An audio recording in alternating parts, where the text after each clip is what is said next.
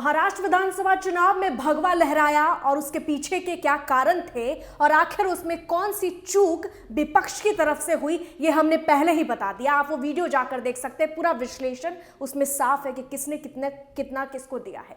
लेकिन अब हम विश्लेषण करेंगे कि आखिर कांग्रेस दूसरे नंबर की पार्टी कैसे बन गई विधानसभा चुनाव में, जो लोकसभा चुनाव में पहले नंबर की पार्टी थी। और यहां अगर देखेंगे तो उद्धव गुट आगे निकल गई है। इसके क्या कारण है, बीजेपी के पास इतनी बहुमत कैसे आ गई, वो भी हम बताएंगे। और इसी सब पर हमारे साथ बातचीत करने के लिए हमारे प्रधान संपादक सुनील राउत जी हैं, उनका बहुत बहुत स्वागत है जी। यूबीटी यानी या उद्धव ठाकरे को अगर मैं बात करूं, एक तरफ शिवसेना उनकी है, एक तरफ एकनाथ शिंदे की शिवसेना है, दूसरी तरफ एनसीपी शरद पवार चाणक्य जिनको कहा जाता है कि पर्दे के पीछे से सारा चक्रव्यूह रचते हैं। आखिर ऐसा क्या हो गया? और इसमें यह भी एक सवाल है कि असली शिवसेना कौन, असली पवार गुट का कौन सा पार्टी है, एनसीपी, ये सारे मुद्दे हैं। लेकिन मैं जल्दी जल्दी आपसे पूछूंगी कि क्या मुद्दे रह गए, जनता जानना चाहती है, क्या चूक किससे हो गई, आखिर कौन इतना, जो बीजेपी इतनी बहुमत में आई आखिर कैसे आ गई और कांग्रेस कैसे दूसरे नंबर पे आ गई? बहुत बड़ा सवाल है सर। बिल्कुल नहीं, देखिए अलग अलग विश्लेषण है इसका रंजना। संजय राउत की भाषा में अगर हम समझे तो ये अडानी की वजह से हुआ है, ठीक है। किसी और की नजर से समझे तो ये ईवीएम की वजह से हुआ है। लेकिन एक राजनीतिक विश्लेषक होने के नाते, एक जर्नलिस्ट होने के नाते मेरा अपना विश्लेषण है, और मैं जो अपना विश्लेषण करता हूं वो तथ्यों के आधार पर, आंकड़ों के आधार पर, डेटा के आधार पर। जनता ने देखा भी, हरियाणा विधानसभा चुनाव हो चाहे पहले के चुनाव, आपने सटीक बातें कही है। मैं फिर से बता दूं, सुनील राउत प्रधान संपादक होते हुए जिस तरीके से जो बड़े बड़े आंकड़े फेल हो गए, बड़े बड़े सर्वे, बड़ी बड़ी कंपनियों ने इतने दावे किए विश्व भर में, लेकिन यहां से जो हमारे प्रधान संपादक है सुनील राउत ने जो कहा, जैसे कहा, जो मुद्दे उठाए, वो सटीक साबित हुए हैं जी। तो मैं वही कह रहा था कि ये जो आंकड़ा है रंजना, ये इस पर किसी को यकीन नहीं हो रहा है। अभी भारतीय जनता पार्टी के लोगों को भी यकीन नहीं हो रहा है कि आखिर ये इतनी बड़ी लैंडस्लाइड विक्ट्री कैसे हो गई। ये भारतीय जनता पार्टी ने भी नहीं सोचा होगा कि इतनी सीटें जो है 132 सीटें अकेले भारतीय जनता पार्टी 148 सीटों पर चुनाव लड़ रही थी। भारतीय जनता पार्टी ने 148 सीटों पर चुनाव लड़ा है और 148 में से 132 सीटें जीत ली है। ये अपने भारतीय जनता पार्टी के महाराष्ट्र के इतिहास का सबसे अच्छा प्रदर्शन है स्ट्राइक रेट से अगर हम देखें तो। जबकि तब जब लगातार आपकी सरकार राज्य में रही है और उसके बावजूद आप, ये एक तरह से पहली बार सरकार थी, फडणवीस मुख्यमंत्री थे, दूसरी बार आप फिर सत्ता में आते हैं, कुछ खटपट होती है, फिर उद्धव ठाकरे मुख्यमंत्री बनना चाहते हैं, तब आपकी फिर सरकार आती है, और तीसरी बार जैसे केंद्र में हुआ है उसी तरह का महाराष्ट्र में कुछ गणित हुआ है। ये वाला आंकड़ा बहुत चौंकाने वाला है। शिवसेना शिंदे और शिवसेना यूबीटी, इन दोनों दलों ने अलग अलग चुनाव लड़ा। ये पहले संयुक्त हुआ करते थे और संयुक्त रहते हुए, पिछले बार की अगर मैं बात करूं 2019 की, तो 2019 में भी भारतीय जनता पार्टी ने अकेले चुनाव लड़ा था, दोनों गठबंधन नहीं हो पाया था, शिवसेना ने अकेले चुनाव लड़ा था, और तब जो है वो भारतीय जनता पार्टी 105 सीटें जीत पाई थी। लेकिन अभी गठबंधन में लड़ने के बाद, दोनों शिवसेना विभाजित होने के बाद, अगर मैं इनकी बात करूं 55 सीटें शिंदे ने जीती है। इनका स्ट्राइक रेट भी बहुत शानदार रहा है। इन्होंने, अगर मैं इनकी बात करूं तो 81 सीटों पर अपने उम्मीदवार उतारे थे, इनको 81 सीटें मिली थी। और ये जो एनसीपी है, अजीत पवार, इनको बहुत अंडर एस्टिमेट किया जा रहा था महाराष्ट्र के चुनाव में, लोकसभा के नतीजों के बाद से, खास की एनसीपी को यार भारतीय जनता पार्टी ने साथ ले लिया, बड़ा नुकसान करेगा, संघ नाराज चल रहा है। लेकिन वो जो सारे नैरेटिव्स थे वो इस आंकड़े के बाद फेल हो गए। अजीत दादा ने चाचा को भी परास्त कर दिया है, और चाणक्य शरद पवार जो है इस वक्त ये सोच में डूब गए होंगे कि चाचा पर भतीजा भारी पड़ गया। और कैसे भारी पड़ गया, ये सारे कारणों की अगर हम बात करें, अगर एनसीपी की मैं बात करूं तो 59 सीटें दी थी सिर्फ भारतीय जनता पार्टी ने, कितनी, 59। और आप स्ट्राइक रेट देखिए, 41 सीटें, 59 सीटों में से 41 सीटों पर अजीत पवार ने जीत दर्ज करके सबको हैरान कर दिया। अब यहां आइए, शिवसेना, यूबीटी, उद्धव ठाकरे, उन्होंने बहुत नैरेटिव गढ़ने की कोशिश की कि कौन असली शिवसेना है, गद्दार कौन है जी। गद्दार शब्द बहुत चला कि कौन गद्दार है, महाराष्ट्र की जनता बता देगी। तो क्या आप गद्दार कौन है ये तय हो गया है, क्योंकि डेटा बता रहा है। तो डेटा के हिसाब से तो उद्धव ठाकरे पर मुहर लग गई कि आपने गद्दारी करके भारतीय जनता पार्टी का साथ छोड़ा था। ये मतलब उनका नैरेटिव मैं ये बता रहा फैसला हूं। जनता ने जो सुना है। आपने कहा था कि ये तय होगा कि गद्दार कौन है, तो गद्दारी पर भारतीय जनता पार्टी शिंदे ने कहा और उनका बयान भी आया है कि जनता ने तय कर दिया कि गद्दार कौन है, कौन असली शिवसेना है, बाला साहब ठाकरे की विरासत को लेकर कौन चल रहा है, उसको आपने दे दिया। क्योंकि आपने कितनी सीटों पर चुनाव लड़ा? 95 सीट्स पर आपने, मतलब इनकी सीट से 14 सीट ज्यादा मिली आपको, और जीती कितने आपने? 21 सिर्फ सीटें। 21। आपका स्ट्राइक रेट देखिए। अब आते हैं कांग्रेस पे। कांग्रेस बहुत बड़े भाई की आत्मविश्वास भूमिका थी में थी। महाराष्ट्र में, सबसे ज्यादा सीटें। नाना पटोले कह रहे थे मुख्यमंत्री मैं बनूंगा, ये मुख्यमंत्री खुद बनना चाह रहे थे। नाना पटोले कह रहे नहीं जी हम बनेंगे। क्यों? क्योंकि सबसे बड़ी पार्टी हम है। पहले फॉर्मूला तय हुआ कि जी 85 सीटों पर लड़ेंगे। चुपके से कांग्रेस ने उम्मीदवार अपने घोषित कर दिए और कुल मिलाकर 101 सीटों पर चुनाव लड़ी कांग्रेस। ये स्ट्राइक रेट, ये जो देखा जा रहा है, हाँ। ये जो जनता देख रही है, बहुत हैरान करने वाला है। हाँ, 101 में से 16 सीटें आप जीत पाई और आपने उद्धव को अंडर एस्टिमेट किया। कांग्रेस के लिए सबक है। आपने जिस उद्धव ठाकरे को अंडर एस्टिमेट किया, आंखें दिखाई। आपसे बढ़िया तो वो जीत कर ले गए। क्योंकि लोकसभा चुनाव में जाहिर तौर पर इनका स्ट्राइक रेट कम था, इनको ज्यादा सीटें दी थी, लेकिन लोकसभा सीट में आप नहीं जीत पाए, कन्वर्ट नहीं कर पाए। अब आते हैं चाणक्य। महाराष्ट्र के चाणक्य शरद पवार, कहा जाता है कि बहुत पुराने मंझे हुए नेता है और ये गोटियां पीछे से सेट करते हैं। इनको भी 80 से ज्यादा सीटें मिली थी रंजना, 85 सीटों पर इन्होंने चुनाव लड़ा महाराष्ट्र में, और इन 85 सीटों पर 86 सीटों पर चुनाव लड़कर कितना जीता आपने? 10 सीट। शिवसेना, इनसे बड़ी बगावत चली। अबू आजमी ने धमकी दी कि सीटें दे दीजिए नहीं तो हम आपको जगह दिखा देंगे। तो शिवसेना, उद्धव ठाकरे ने अपने कोटे से इनको सीटें दी थी। ये इनके साथ इनकी बात नहीं बनी एनसीपी और कांग्रेस के साथ। तो शिवसेना ने समर्थन किया एसपी का, उन्होंने साबित, और एसपी ने समर्थन किया शिवसेना का। 2 सीटें वो जीतने में कामयाब। अदर की बात करें तो 11 सीटें, इसमें छोटी छोटी राजनीतिक दल है, उन राजनीतिक दलों पर हम बात कर सकते हैं। लेकिन इस पर एक बड़ा महत्वपूर्ण बात जो है रंजना, वो समझने वाली ये है कि इसके हमें वोट शेयर पर नजर मारनी चाहिए कि वोट शेयर जो है भारतीय जनता पार्टी, अगर ये मैं वोट शेयर की बात करूं तो भारतीय जनता पार्टी को 26% वोट मिला है और 12.45% शिवसेना शिंदे, यूबीटी को मिला है 10.25। असली शिवसेना। ज्यादा वोट किसको मिला है? ये आपकी एनसीपी है, अजित दादा वाली, 9.30 वोट मिला है। शरद पवार की एनसीपी को ज्यादा वोट मिला है, 11.25। अब लेकिन इसमें पेच भी है। स्ट्राइक रेट अगर आप निकाल लेंगे तो अजित दादा को ज्यादा वोट मिले। कैसे? क्योंकि आप सीटें भी ज्यादा लड़े, आपने ज्यादा सीटों पर चुनाव लड़ा। आपके मुकाबले भतीजे ने कितने सीटों पर चुनाव लड़ा? 59। और आपने कितने पे चुनाव लड़ा? 86। तो 86 और 59 का अगर हम गुणा गणित करेंगे तो आप हार गए हैं। भतीजे से चाचा, यहां वोट शेयर की लड़ाई भी हार गया है।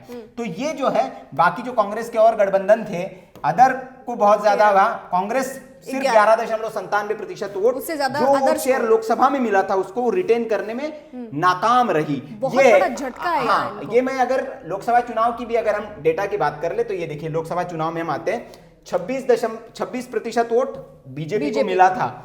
वो अपना वोट शेयर रिटेन करने में कामयाब रही। लेकिन कांग्रेस का वोट शेयर देखिए आप, 16 से 17% घट गया। आप इनका वोट शेयर देखिए, शिवसेना यूबीटी 16% वोट शेयर घट गया। आप शिवसेना शिंदे का वोट शेयर देखिए, शिंदे ने अपने वोट शेयर में बढ़ोतरी की है। और आप ये एनसीपी शरद चंद्र पवार का देखिए 10%। ये अपना वोट शेयर थोड़ा सा इनका भी घटा है। हाँ, और ये वोट शेयर जो है आपका अजीत दादा पवार का, इसमें वोट शेयर बहुत कम है चूंकि, तो इसमें उनका वोट शेयर नहीं दिखाया गया है। लेकिन ये, और सीटों की अगर हम बात करें, थोड़ा सा सीटों पर भी आ जाते हैं रंजना, कि जो भारतीय जनता पार्टी को जो सीटें मिली थी, माफ करिएगा, जो गठबंधन की सीटें थी, उसमें सीटें जो थी वो सीटों की वजह से बड़ा उहापोह वाली स्थिति हुई थी। और अंतिम दिनों तक हमने देखा महाराष्ट्र में कि यही तय नहीं हो पा रहा था कि कौन कितनी सीटों पर लड़ेगा। बड़ी घमासान चल रहा था महाविकास आघाड़ी में। उसकी वजह यह थी कि कांग्रेस ने 13 सीटों पर विजय हासिल की थी लोकसभा चुनाव में, और किसमें से इनको 19 सीटें मिली थी लोकसभा चुनाव, माफ करिएगा 17 सीटें। 17 सीटों पर चुनाव लड़ा था कांग्रेस पार्टी ने, और 17 में से 19 सीटें जीतने में कामयाब रहे थे। आप 17 सीटें मिली आपको और 13 सीटें, आपका स्ट्राइक बहुत बढ़िया था। शिवसेना यूबीटी आपको 19 सीटें मिली थी, सबसे ज्यादा सीटों पर आपने चुनाव लड़ा था, लेकिन 9 ही सीटें जीत पाए। और एनसीपी शरद चंद्र पवार आपको 10 सीटें मिली थी और 10 में से आप 8 सीटें जीते थे। तो इन दोनों को यह लगा कि हमारा जनाधार बहुत है महाराष्ट्र में, उद्धव ठाकरे के पास जनाधार नहीं है। लोकसभा में हमने भाई 19 सीटें उनको दी, सबसे बड़ी पार्टी, लेकिन जीत नहीं पाए, और इसीलिए अंडर एस्टिमेट करने की कोशिश की गई विधानसभा चुनाव में और इनको कम सीटें दी और उसका हमने नतीजा देखा। तो ये आंकड़ा एक महाराष्ट्र का है। अब सवाल आपने पूछा रंजना कि क्या असली शिवसेना कौन, जी, असली घड़ी किसके पास, गद्दार कौन।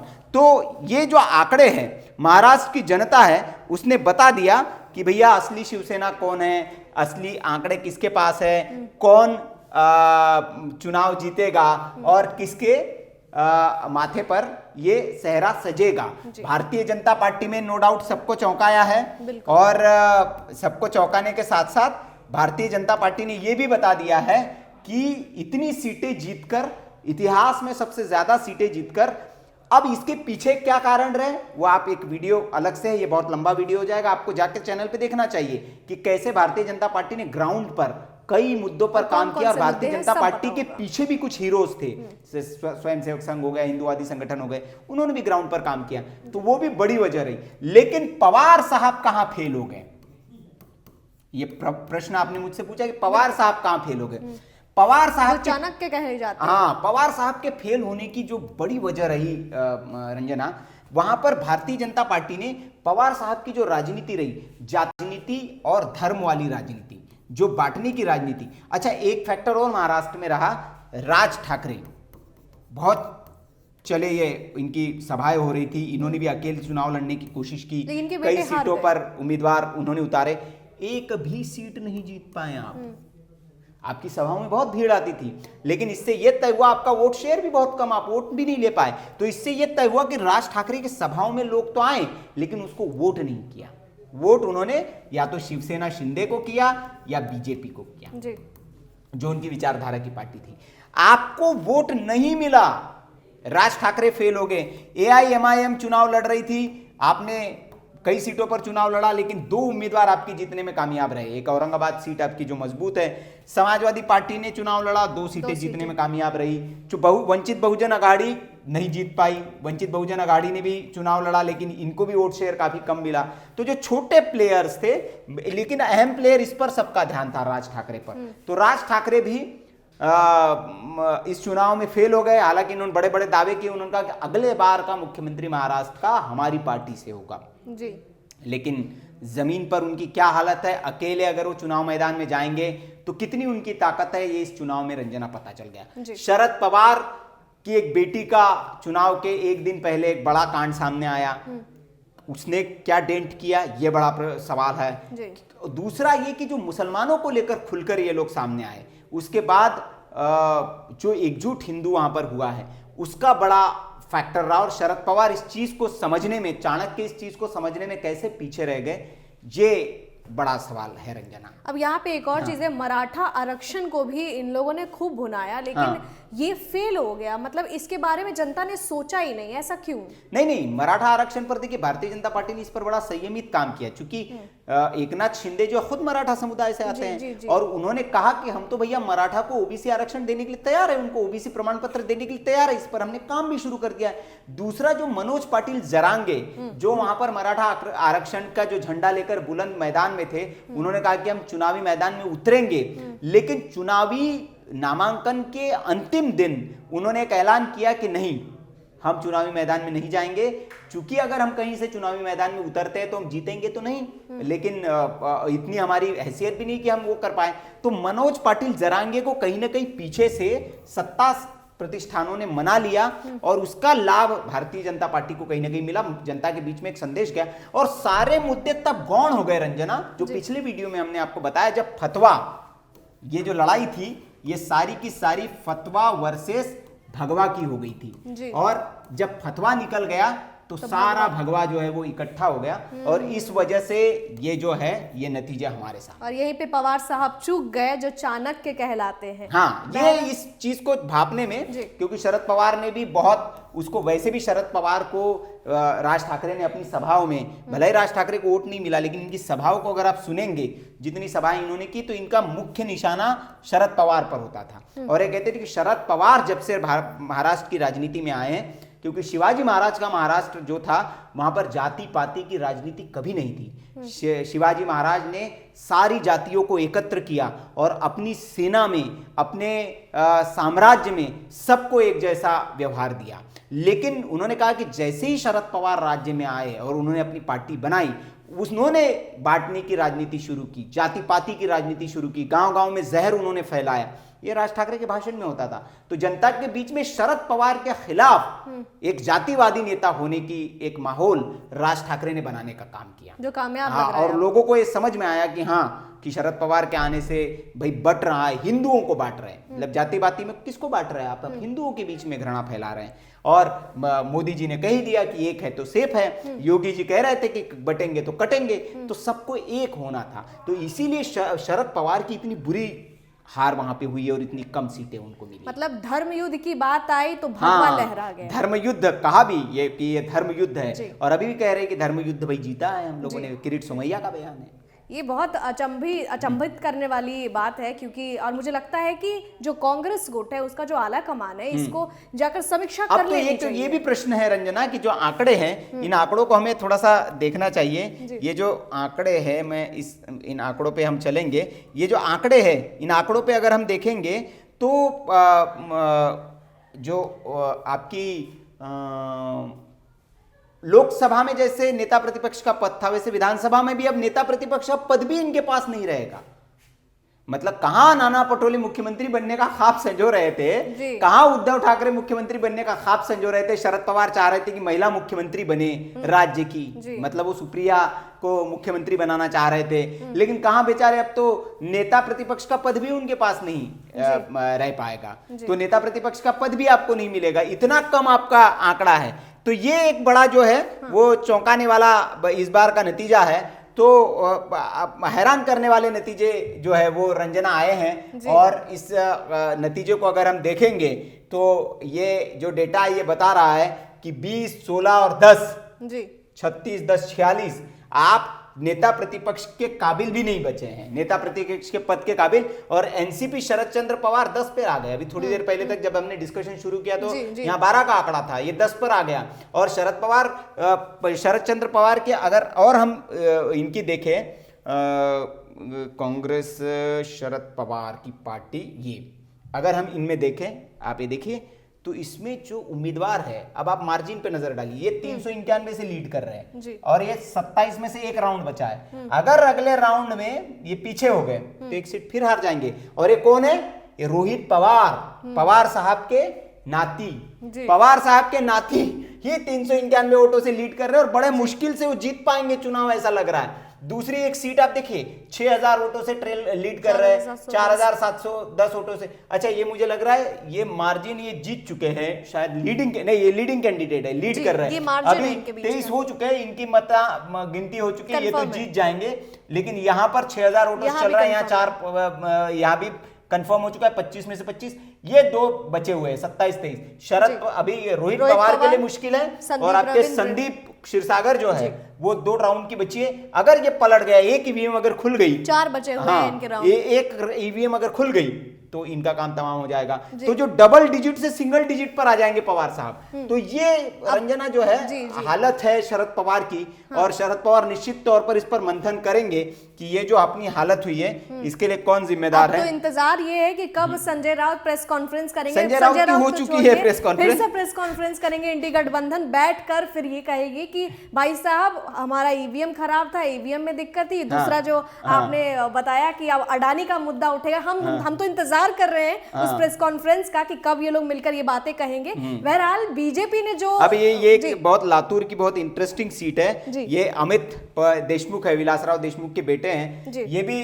4 राउंड की भी गिनती बची और बहुत कम वोटों से लीड कर रहे हैं। दूसरा ये विकास पांडुरंग ठाकरे जो है ये नागपुर वेस्ट से हैं। अगर मैं गलत नहीं हूं तो अमित विलासराव देशमुख वही हैं जो मुख्यमंत्री के बेटे रितेश देशमुख के बड़े भाई है। जी, ये चुनाव मैदान में और इनके लिए प्रचार इन्होंने किया था। साजिद खान पठान साहब है, ये 1200 वोटों से लीड कर रहे सिर्फ, तो जीत का अंतर भी बहुत कम है। जो उम्मीदवार जीत भी रहे कांग्रेस के, अगर हम इस पे देखें तो जैसे ये कांग्रेस के उम्मीदवार है जो जीत चुके हैं, हम उन पे हम जाते हैं। जैसे एनसीपी का जो उम्मीदवार जीत चुका है, या ये शिवसेना यूबीटी 10 पर लीड कर रहे हैं। इंडियन नेशनल कांग्रेस के जो 5 जीत चुके हैं, इन पर अगर हम जाते हैं, आप देखिए ये 1121 वोटों से जीते हैं, मार्जिन बहुत कम है। हाँ, नवापुर की सीट है, ये नाइक साहब सिर्फ 1121 वोटों से जीते हैं। और ये वाला देखिए रामदास मेश्राम जो है अमरोली से, सिर्फ 6000 वोटों से जीते हैं। बड़ी जीत का मार्जिन देखिए, मतलब 5 में से 2 उम्मीदवार ऐसे जीते हैं जो आपकी उनके जीत का अंतर देखिए आप कितना है। अब आते हैं हम शिवसेना यूबीटी के उम्मीदवारों पर जो जीत चुके हैं, लीडिंग की छोड़ दीजिए, 4800 वोटों से जीते हैं, 1600 वोट से जीते हैं, 8000 वोट से जीते हैं, 7000 वोट से जीते हैं, 2800 वोटों से जीते हैं। हाँ, तो ये आदित्य ठाकरे जो है 8000 वोटों से जीते हैं। मुख्यमंत्री का बेटा, पूर्व मुख्यमंत्री का बेटा, और इनको मिलिंद देवड़ा चुनौती दे रहे थे और बहुत टफ फाइट थी। सिर्फ 8000 वोटों से जीतने में कामयाब रहे ये उद्धव ठाकरे। तो ये है, और ये सुनील राजाराम राउत, ये मतलब मैं नहीं हूं, ये संजय राउत के भाई साहब है, ये भी चुनाव मैदान में थे, इनका भी नाम वही है। तो ये विक्रोली से चुनाव मैदान में थे, ये 15000 वोटों से जीते हैं। हरून खान है 1600। हाँ, तो ये देखिए कि ये जीत का अंतर देखिए आप। सबसे मुख्य तो आदित्य उद्धव ठाकरे हैं जो पूर्व मुख्यमंत्री के बेटे। अब मैं ये जो इनके आपके शरद चंद्र पवार की एनसीपी है, इनके उम्मीदवारों पे भी नजर मार लीजिए, तो ये आपको जो जीते हुए उम्मीदवार है, ये 96,000 वोटों से जीते। इनके उम्मीदवार ठीक है, ये जितेंद्र आव्हाड, इनका अपना दबदबा है, और ये मुंबई की जो कालवा सीट है वहां से ये आते हैं जितेंद्र आव्हाड, जहां कन्हैया कुमार ने बदजुबानी की थी, ये वही सीट है। हाँ, वो 96,000 वोटों से जीते क्योंकि यहाँ इनका बड़ा दबदबा है जितेंद्र आव्हाड का। वही उसके बाद हम 16,000, 30,000 एनसीपी के उम्मीदवार थोड़ा ठीक मार्जिन से जीते। फिर रोहित पवार जो है उद्धव ठाकरे का बेटे, और रोहित पवार जो है वो शरद पवार के पोते जो है, वो तो बेचारे 500-600 वोटों से लीड कर रहे हैं। तो ये स्थिति है। लेकिन खास बात ये है कि एक तरफ उद्धव ठाकरे के बेटे हैं वो जीत गए हैं, तो वही राज ठाकरे जो बिल्कुल कुछ अमित जो है वो तो बहुत कुछ कर नहीं पाए हैं अपना, और ये आपकी आरएलएसपी भी कुछ कर नहीं पाई है। हाँ, एआईएमआईएम के आप दोनों उम्मीदवार जीत चुके हैं। इम्तियाज जलील जो है 75 का मार्जिन है, और सिर्फ 289 वोटों से जीते हैं। ये इम्तियाज औरंगाबाद ईस्ट से ये सिर्फ 289 वोटों से जीते हैं। और दूसरे उम्मीदवार उनके मालेगांव सेंट्रल से, अच्छा नहीं, अभी जीते नहीं है ये, तो अभी 24 में से 23 ये कंफर्म हो गया, ये कंफर्म हो गया। इसमें 75 वोटों से मालेगांव सेंट्रल सीट जो है ये है आपके पास मुफ्ती मोहम्मद इस्माइल अब्दुल खालिक, ये लीड कर रहे हैं अभी 75 वोटों से, महज इनकी लीडिंग चल रही है। और 75 वोटों से आसिफ शेख, ये Indian secular largest assembly of Maharashtra, ये ट्रेल कर रहे हैं। हाँ, सिर्फ 75 वोटों से एक। हाँ, यहाँ पे भी मामला अभी पलट सकता है। मतलब अभी भी बचे हुए हैं कई चीजें हैं जो भी साफ होना बाकी है। ये इस पे अगर हम देखेंगे, इम्तियाज जलील ये 289 वोटों से, और ये भारतीय जनता पार्टी के जो अतुल सावे साहब हैं, ये इनको टक्कर दे रहे हैं, और मुश्किल हो सकती है ये। अभी यहाँ पर एक राउंड की मतगणना अभी बची हुई है। एक राउंड अगर एक ईवीएम खुल गया उल्टा, अगर ये हिंदू बहुल क्षेत्र से आ गया, क्योंकि वहां पर लड़ाई यही है, जो औरंगाबाद की जो सीट है, इस सीट पर वही कटेंगे तो बटेंगे वाले मुद्दे पर ही लड़ाई है, भगवा वर्सेस फतवा। हाँ, भगवा वर्सेस फतवा। तो अगर एक ईवीएम उस क्षेत्र की बची होगी जो गलती से खुल गई, तो बेचारे लोकसभा चुनाव भी हार गए थे, बड़े अफसोस में सांसद रह चुके हैं, तो बड़ा इनको अफसोस था इस बात का कि मुसलमानों ने हमें हरवा दिया। तो इस सीट के बाद भी बड़ा मुश्किल हो जाएगा उनके लिए, तो ये भी बड़े मुश्किल से जीत पाए हैं। ये सारा है। अगर हम बात करें, फिर आ जाए समाजवादी पार्टी एक सीट जीत चुकी है, ये शिवाजी नगर की आबू आजमी जीते हैं, 12,000 वोटों से इन्होंने जीत दर्ज की है। एक सीट पर अभी ये आगे है, लीड कर रहे हैं, और वो सीट है आपकी रईस कासिम शेख भिवंडी से। 52,000 वोटों की मार्जिन है, 25 से। हाँ, ये भी लगभग जीत चुके हैं। तो समाजवादी पार्टी के भी दोनों उम्मीदवार यहाँ जीत चुके हैं।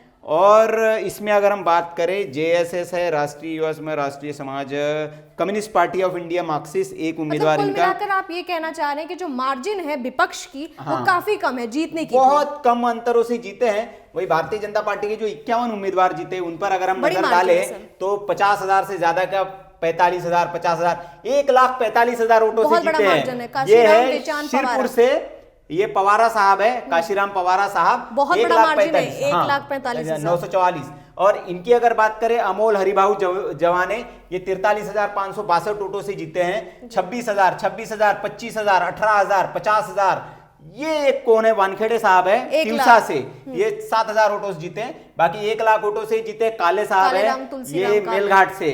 फिर 9,800, 16,600, 12,900, बगलान से भी है सर 1,29,297 वोटों, मतलब बड़े मार्जिन बीजेपी के मैं देख रही हूँ। आप देखिए 41,000 वोटों से जीते, 31,000, मतलब बीजेपी के बहुत कम। ये पंडित साहब है वसई से, बोरीवली से भी 1,00,000 से ज्यादा है सर। हाँ, ये मार्जिन हम ये दर्शकों को इसलिए दिखा रहे हैं थोड़ा सा कि आप समझ पाए कि भारतीय जनता पार्टी को भर भर के वोट मिला है, एक तरफा वोट मिला है, और वो फतवा वर्सेस भगवा की वजह से। वहीं दूसरे पार्टी के उम्मीदवार जो जीते हैं बमुश्किल जीत गए हैं। ये आंकड़ा कुछ और हो सकता था, हो सकता था कि सारा क्लीन स्वीप हो जाए, जैसे दिल्ली में केजरीवाल साहब करते 70 में से 68 सीटें, उस तरह का कहीं मामला ना हो जाता ये। क्योंकि ये आंकड़े इसीलिए हम आपको दिखा रहे हैं, 84,000, 55,000, 25,000, 68,000, 60,000। कोई ऐसा उम्मीदवार नहीं है जो कम अंतर से जीता हो। भारतीय जनता पार्टी के जितने उम्मीदवारों का चुनाव आयोग का डेटा है, 3 अंकों में मुझे दिख नहीं रहा कि 3 अंकों में कोई मार्जिन कोई, हाँ, 500, 1,000 वाला कोई नहीं है इसमें। 3,000, 5,000 कम से कम। वही हम अब शिवसेना जो आपकी शिंदे साहब की शिवसेना है, उसके उम्मीदवार देख लीजिए, 5,000, 59,000, 56,000, 300 कुछ देखा था। ये बुल्ढाना से रामबाबू, ये 841 वोटों जीते हैं।